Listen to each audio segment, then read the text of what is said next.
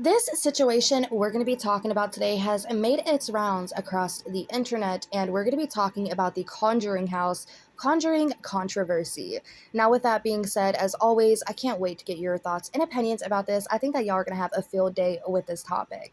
For those of you who are unfamiliar with the Conjuring house, I do want to give y'all just a little bit of background to the home and the property history before we do dive into the discussion of the video today, which is going to be absolutely bizarre.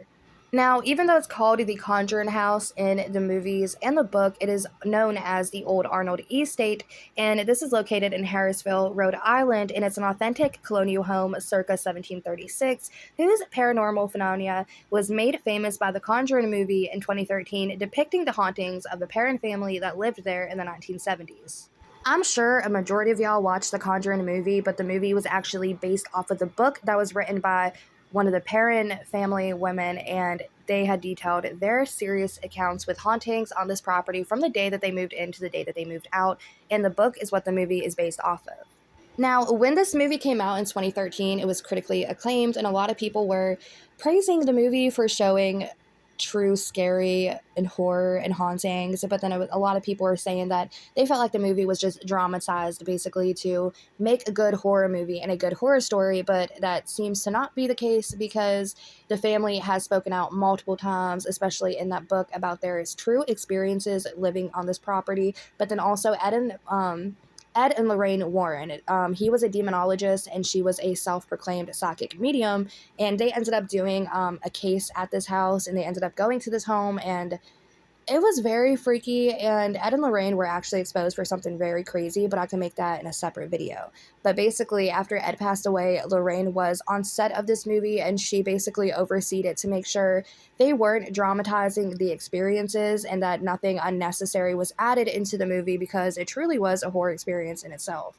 And that's when the article moves on to say exactly what we just talked about. Though the movie seemed over-dramatized and impossible to believe, the Warrens maintained that all of the events depicted actually transpired. Though Ed died in 2006, Lorraine was a consultant on that film and claims that she didn't let the directors take any more dramatic license than was necessary. Now, here is a photo of the Perron family back in January 1971, and this photo was taken shortly after they moved into this home, and of course they were already experiencing paranormal events. This was just the start of it for them, but this is just a little bit of background on the house history itself and why the Conjuring house is such a big deal. But with that being said, please do your own research, because there's so much that I left out. That house is honestly pretty impressive. So with that being said, we're going to be talking about what's going on. Now, somebody had actually gotten fired from the Conjuring home because he was allegedly stealing money out of the cash register, because they did open this property up so people can kind of tour it. They pay money, basically. You can come in, tour the home, get a little bit of house history. And the woman actually who owns the home redid the barn, and she was trying to turn the barn into sort of a little museum with a lot of haunted artifacts in it. And this whole story is just absolutely bizarre. So Jacqueline had ended up, she's a house owner now of the Conjuring home, and she ended up firing one of her employees, Brian Dansereau, for allegedly stealing money out of the cash register. And how does she know that he was stealing money out of the cash register? Well, that is because John Arnold, one of the original homeowners who had died back in 1839, told her that he was stealing money from the register, and the ghost basically snitched. This story is so bizarre because we've seen a lot of influencers start drama and controversy with each other, but today we're seeing a spirit conjure his own controversy. After Jacqueline Nunez fired Brian Dansereau, a lot of other former employees, two of them to be exact, ended up coming forward and speaking out as well about Jacqueline not being the best and not being that truthful. So it's a very interesting story, and we're going to be diving right into it. But before we do, I do want to give credit to the news source. This is WPRI, and it is 12 News for Rhode Island, I'm assuming. So with that being said, let's dive right into it. Would hear voices, of course, footsteps, of course. Brian Dansereau began working in the house in 2021. One of the stories I have, which makes me smile to this day, is carrying heavy boxes in and getting ready to balance it to open the door, and literally the door opening for me as I approached it, allowing me to walk in with the boxes. And I did say thank you. What the is that? Now, just last May, Brian was the house's vice president of operations, but was fired by Jacqueline Nunez after just 2 months because John Arnold, one of the original house owners back in the 19th century, had come forward to her and spoken to her and said Dan Soro was stealing money. John Arnold told me, you've been stealing money out of the cash box for the past 2 months.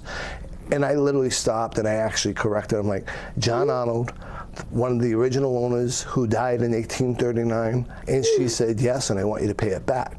Now, when this news team ended up reaching out to Jacqueline for comment, she ended up saying how I and every person is entitled to experiences that bring understanding and meaning to our lives, including being informed or warned about wicked actors and actions. Now, Brian, allegedly, if he had not again allegedly stolen from the cash register, would have received upwards of $100,000 a year just from being the vice president of operations for this Conjuring home. And he is currently seeking lost wages right now of $9,000. And Jacqueline said that the money that he would have earned yearly is what she's going to be compensating him with. But it gets a lot more interesting because there's two other employees that are speaking out about Jacqueline Nunez, saying that she owes them lost wages as well, but not in the type of payment that you would expect.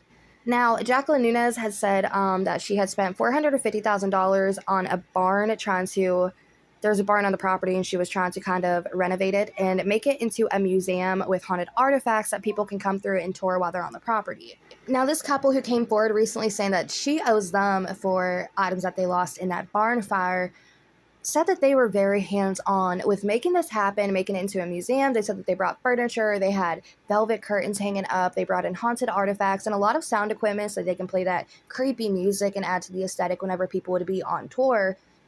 And here's the thing.